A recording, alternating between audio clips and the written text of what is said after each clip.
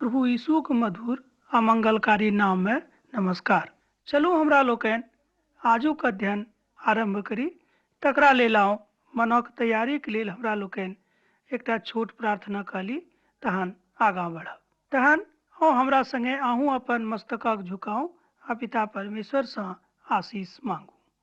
हे कृपालु परमेश्वर, हे दयालु परमेश्वर, हे महान परमेश्वर, प्रभु जी आजुक दिन प्रभु हमर सब श्रोता भाई बहन कहाँ विशेष रूपे आशीष दियो। प्रभु जे किओ बीमार छथि, कोनो ने कोनो तरहक निराशा में डूबल छथि, प्रभु हुनका हुनक बीमारी से वा हुनक निराशा से प्रभु ऊपर कऽ दियौक। एहि छोट प्रार्थना के हम अपन उद्धारकर्ता यीशु क्रिस्त के नाम से मांग रहल छी, आमीन। पछिला अध्याय में हमरा लोकनि देखने छलहुँ हैं जे नूह जहन 500 बरखक भेलाह तहन परमेश्वर पिता हुनका 3टा नेनहक बाबू बना देने रहथिन।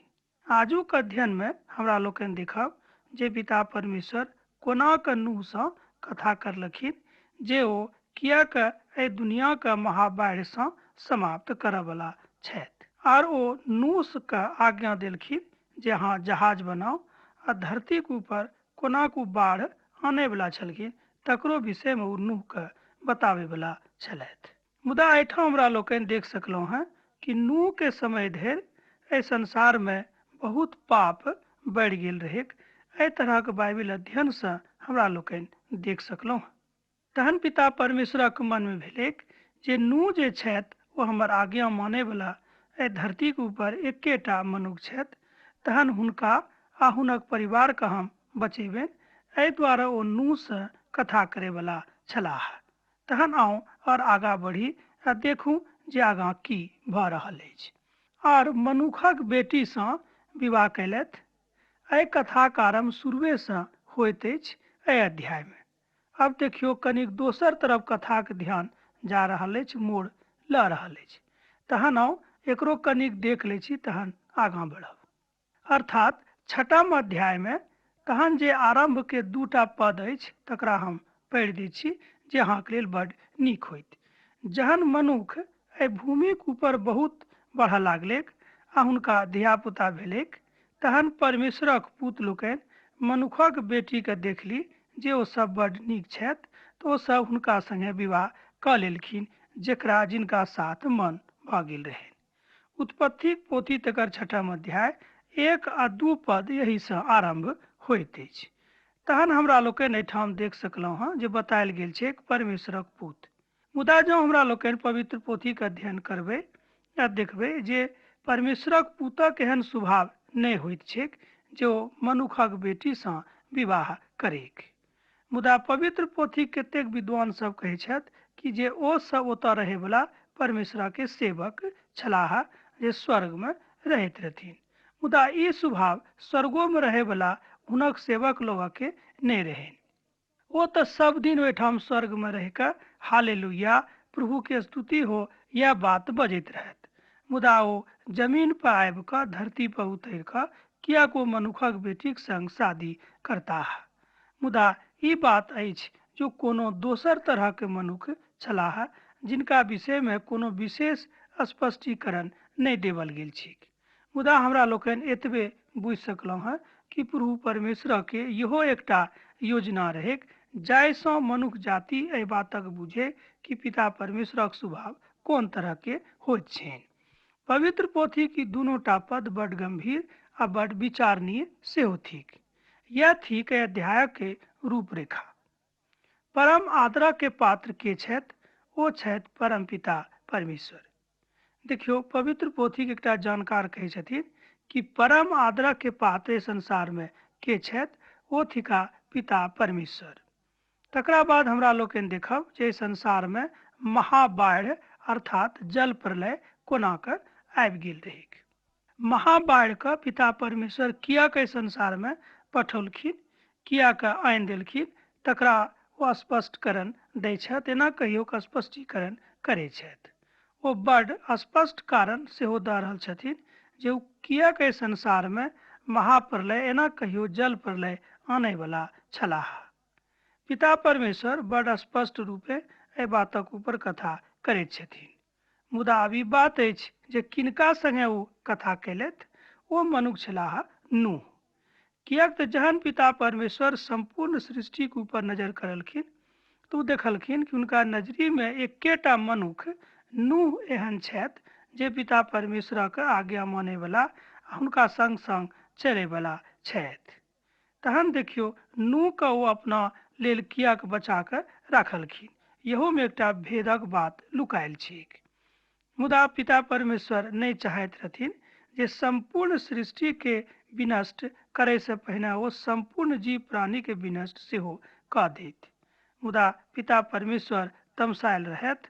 हुनका मनुख जातिसँ गुस्सा भऽ गेल रहनि, किएक तऽ मनुख जाति हुनक आज्ञा नहि मानयवला आब सब केओ बनि गेल रहथि। जहन हमरा लोकनि पहिल आ दोसर पदके देखै छियै तऽ ओतऽ पाबै छियै कि ओ सब जे जिनकासँ चाहलखिन विवाह कऽ लेलखिन।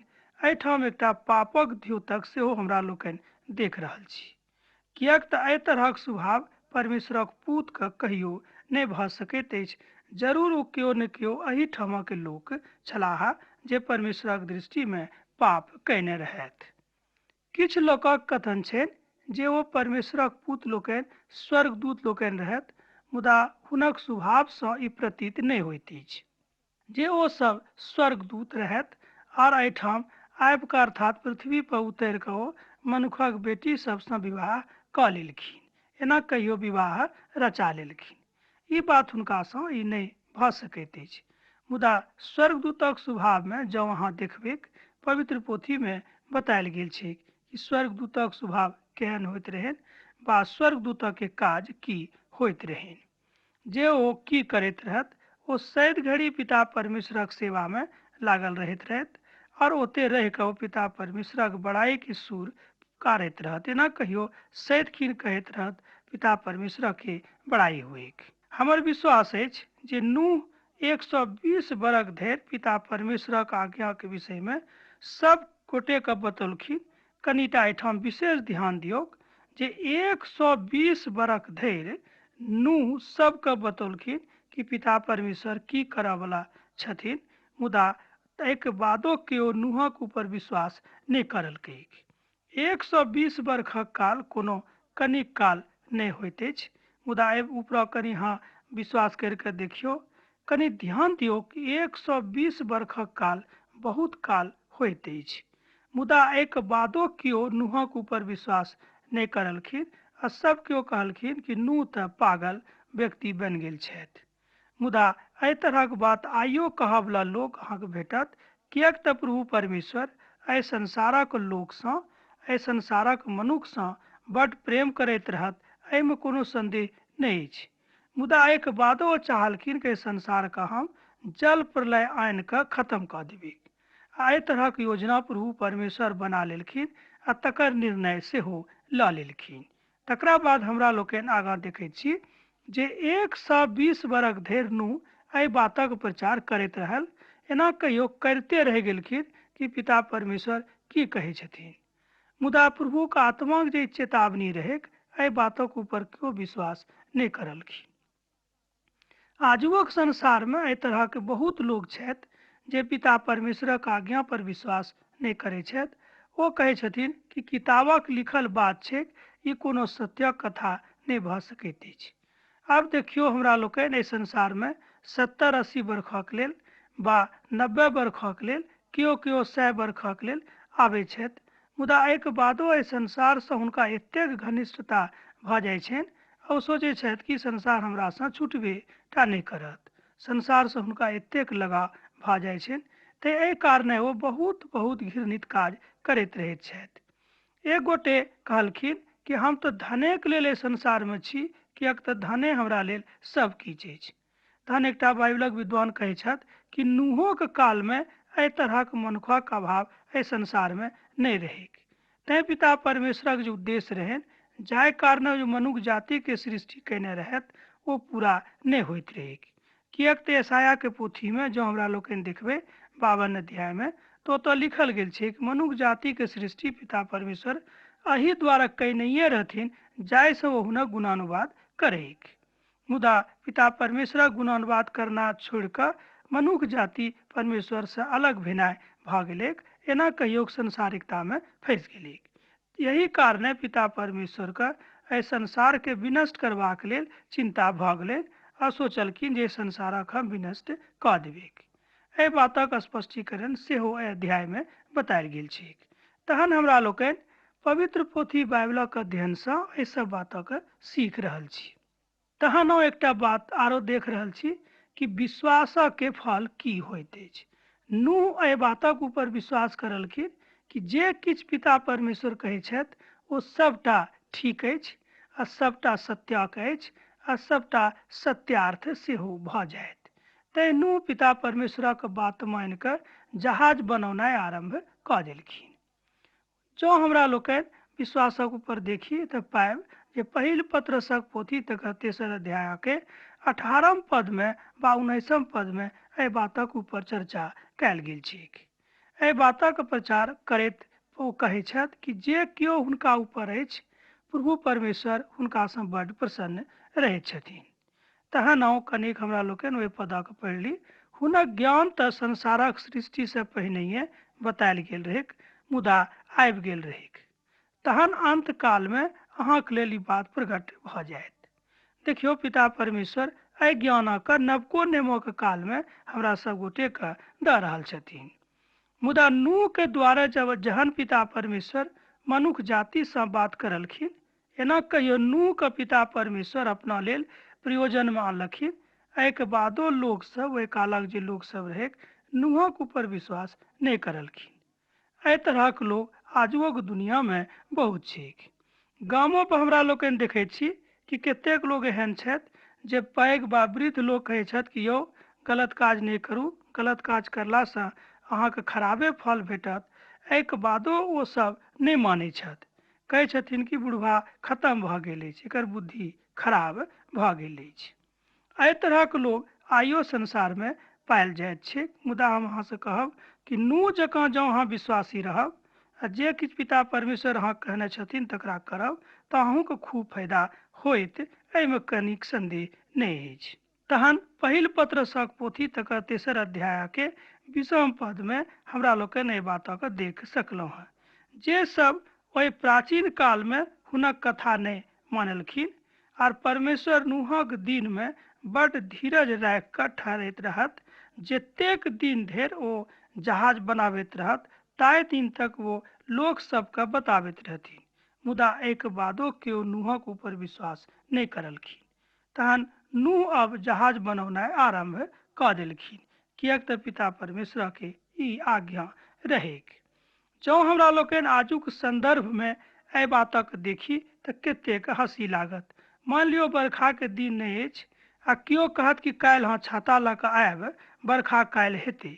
मुदा जँ मान लियो अहाँ छाता लऽ कऽ चललहुँ हैं आ सड़क में खूब गरम रौदा उगल छैक तऽ लोग कहत कि देखियो ये आदमी पागल अछि, ई कहलक जे वर्षा हैत, वर्षा तऽ नहीं भऽ रहल छै, खूब रौद छै।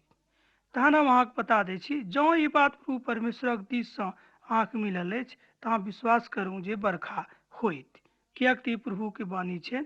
पवित्र पोथी बाइबिल में बेर बेर कहल गेल छै कि प्रभु के वाणी छैक। मुदा जहन प्रभु के वाणी छैक तहन किएक नहीं ई बात सफल भऽ सकैत अछि। एहिठाम हमरा लोकनि एहि बातक एहि विषय में देख सकलहुँ हैं जे पतरस का पिता परमेश्वर जे बतौलखिन तकरा ऊपर ओ विश्वास करलखिन। तहन हमरो लोकनि जँ हुनक बातक ऊपर विश्वास करब तऽ एहि बातक पाएब। और नूहक काल में प्रभु परमेश्वर 120 बरख धरि मनुष्य जाति के चेतावनी दैत रह गेलखिन, मुदा केओ एहि बातक ऊपर विश्वास नहीं केलथि जे परमेश्वर जल प्रलय आनि कऽ संसार के खत्म करब छथि। ई बात बताओल गेल छै जे ओहि काल में एहि पृथ्वी के ऊपर राक्षस जकाँ आकृति अर्थात खूब पैघ पैघ मनुख सेहो रहेक। कतेक बाइबलक विद्वान सेहो एहि बातक बताबैत छथि।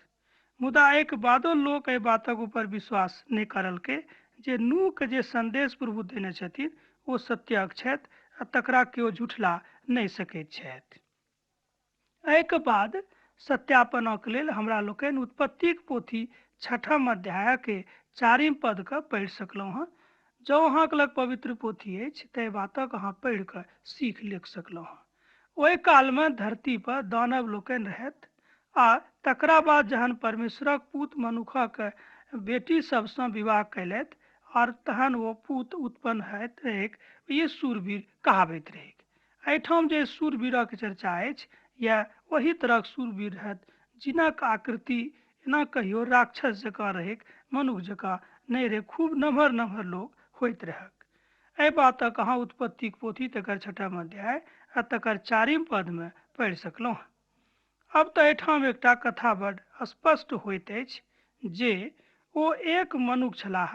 ई बात भऽ सकैछ जे पिता परमेश्वर वा उत्सुक भऽ कऽ मनुख जातिके सृष्टि कयने रहथि, मुदा मनुख जाति जहन आगाँ बढ़नाइ आरम्भ कऽ देलकै तो परमेश्वरके भुला देलखिन। एना कहियो कि परमेश्वरक नेहसँ अलग भऽ गेलथि। नूहक काल में एहि तरहक लोग बहुत बढ़ि गेल रहै, तैं पिता परमेश्वर सोचलखिन कि अब हम एहि सृष्टिके विनष्ट कऽ देबै, किएक तऽ सब लोग अब हमर आज्ञाके उल्लंघन करऽ वाला भऽ गेल अछि। आब एहिठाम 4टा बात हमरा लोकनि ध्यान दऽ सकलहुँ हँ, तकरा ऊपर कनिक ध्यान दियौ कि बात किएक भऽ गेलै। पहिल बात रहे कि लोग सब नूहक ऊपर विश्वास नहीं करलखिन आ परमेश्वरक आज्ञाक उल्लंघन करलखिन। बाढ़ आने के एकटा इहो कारण रहेक।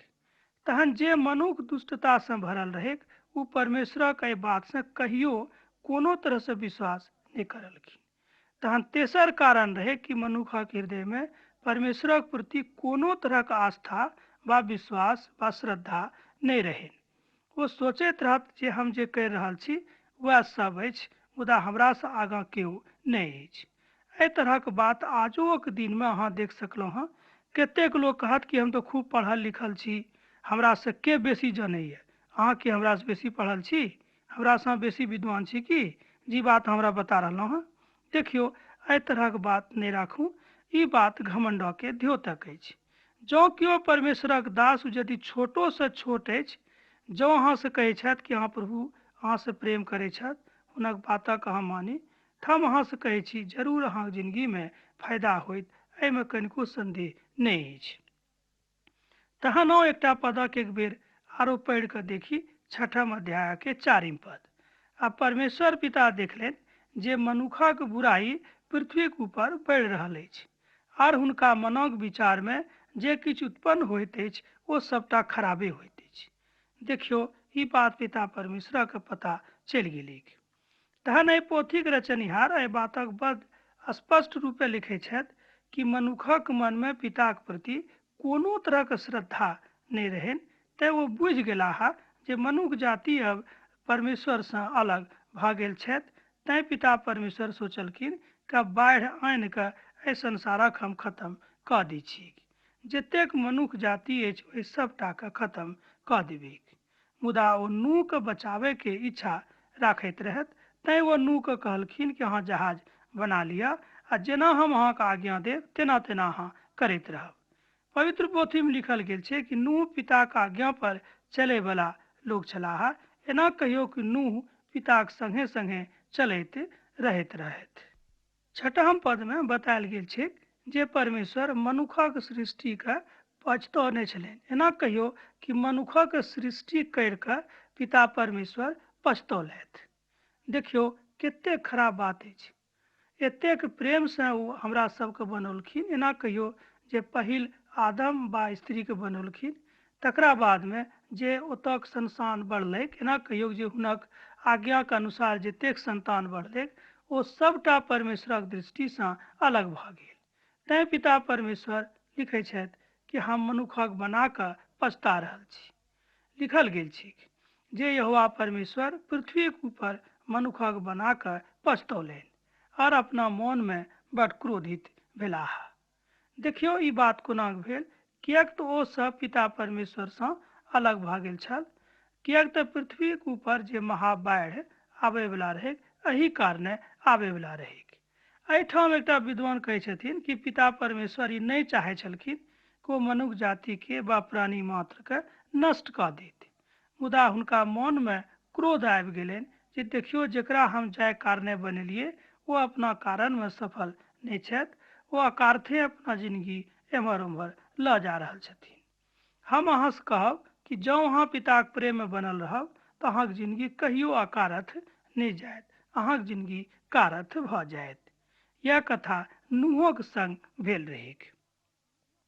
अब एठाम अहाँ एहि बातक बुझि सकलहुँ हँ। एक गोटे कहलखिन कि आजुक दुनिया में तो सब केओ पापे करैत अछि, तऽ हम किया पाछा रहब। मान लियो जँ नूहो एहि बातक कहतियै तऽ कोना कऽ नूह प्रभु के दृष्टि में नीक मनुख बनि जैतियै। तैं हम अहाँ से कहै छी नूहेक जकाँ अहूँ बनू, किएक तऽ नूह एहि बातक ऊपर विश्वास करलखिन कि जे पिता परमेश्वर कहैत छथि, जे हुनक आज्ञा छनि ओ सबटा हम मानब, आ जे किछो कहै छथि ओ सबटा सत्यक अछि। मुदा यहोवा परमेश्वरक नजरी में नूहक ऊपर बनल रहेक। 6ठम अध्याय के 8ठम पद में बतायल गेल छै कि मुदा यहोवा परमेश्वरक नजर नूहक ऊपर बनल रहेक। अब देखियो एठाम जँ अहूँक ऊपर पिता परमेश्वरक नजर बनल रहत तऽ अहूँ तकलीफ में नहीं पड़ब। अब जँ अहूँ नूहक वंशावलीक दिस जाऊँ तऽ तहन देखबै कि हुनक वंशों को पिता परमेश्वर बचा कर राखलखिन, किएक तऽ नूह सँ पिता परमेश्वर प्रेम करैत रहत। अब एठाम एकटा बड़ पैघ प्रश्न अछि जे परमेश्वर किएक नूह के बचौलखिन।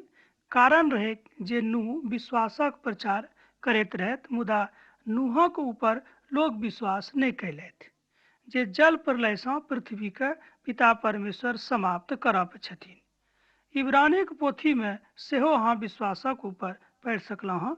11 अध्याय के 7 पद में लिखल गेल छै कि जे नूह वा विश्वासी छलाह, अर्थात एठाम विश्वासक महिमा के गुणगान कयल गेल छै। जहन विश्वासक कमी भऽ जायत तऽ अहूँक जिंदगी में परमेश्वरक कमी भऽ जायत, अर्थात हुनक प्रेमक अभाव अहूँक जिंदगी में भऽ जायत। यह भेल परमेश्वरक कमी अहाँक जिंदगी में। हुनका क्रोध से जँ केओ बचक इच्छा राखै छी तऽ पिता परमेश्वर से प्रेम करैत रहूँ आ आगाँ बढ़ैत रहूँ। मुदा जहन यहोवा परमेश्वर पृथ्वी के दिस आँखि करलखिन तऽ देखलखिन जे पृथ्वी खराब भऽ चुकल अछि, किएक तऽ सब प्राणी पृथ्वी के ऊपर अपन अपन चाल चलन में खराब भऽ चुकल छथि। ई बात 6ठम अध्याय के 12 पद में बतायल गेल छै। तहन प्रभु परमेश्वर नूह के आज्ञा देलखिन जे अब अहाँ हमरा नजरी में नीक आदमी छी, अब अहाँ के जे हम आज्ञा दिलहुँ हँ तकरा अहाँ करूँ, अहाँ जहाज बना कर राखू। तहन जो हमरा लोकनि 6ठम अध्याय के 13 पदक देखबै तो ओहिठाम नूह के वो आज्ञा दै छथिन। तहन प्रभु परमेश्वर नूह के आज्ञा देलखिन जे अब हमरा नजरी में सब प्राणीक अंत भेनाइ आवश्यक भऽ गेल अछि, किएक तऽ हम संपूर्ण धरती के देख रहल छी जो पाप सँ भरि गेल अछि। देखियो यह कारण रहे एठाम बाढ़ आने के। तै पिता परमेश्वर एहि बातक लेल नूह के कहलखिन कि हाँ अपन परिवारक संग जहाज में चलि जायब। एहि घटनाक ऊपर हमरा लोकनि दोसर दिन अध्ययन करब। तकरा बाद एना कहियो पिता परमेश्वर नूह से कहलखिन कि जे अब अहाँ हम जेना कहै छी तेनाहिए अहाँ करू, हमर आज्ञा के अहाँ मानू। तकरा बाद उत्पत्ति पोथी तकर 6ठम अध्याय के 14 पद में वो बतौलखिन कि जहाज अहाँ कोना के बनायब आ जहाज कतेक पैघ सेहो होइत, तकरो विषय में एठाम बतायल गेल छै। तहन परमेश्वर नूह के आज्ञा देलखिन जे ओ गोपेर गाछक लकड़ी सँ जहाज बना लिअ, एहि में कोठली बनायब आ तकरा अहाँ 3 भाग में विभाजित कऽ देब। एहि तरह जहाजक बनौनाइ आरंभ भऽ गेल। देखियो यह ठीक आजू के हमर विषय वस्तु। ऐसे हमरा लोकनि सीख सकलहुँ हँ बा आगाँ सेहो बढ़ि सकलहुँ हँ। किएक तऽ नूह से पिता परमेश्वर प्रेम करैत रहत, तैं वो चाहलखिन कि नूह के ई हम दऽ दियैक जे संपूर्ण सृष्टि नूह के जानैक वो पिता परमेश्वर के आज्ञा पर चले वाला मनुष्य छलाह। ओहि काल में नूह के छोड़ि कऽ आर दोसर केओ पिता परमेश्वर के आज्ञा पर चले वाला मनुष्य नहीं छलाह। यहू बातक हमरा लोकनि अध्याय में देख सकलहुँ हँ बा जानि सकलहुँ हँ। अब तऽ अहाँ से आज्ञा लेब, किया तऽ आजुक वचन हमरा लोकनि एहिठाम समाप्त कर रहल छी। प्रभु यीशु मसीह प्रेम अहाँ के जिंदगी में सैद घड़ी बनल रहेक। आमीन।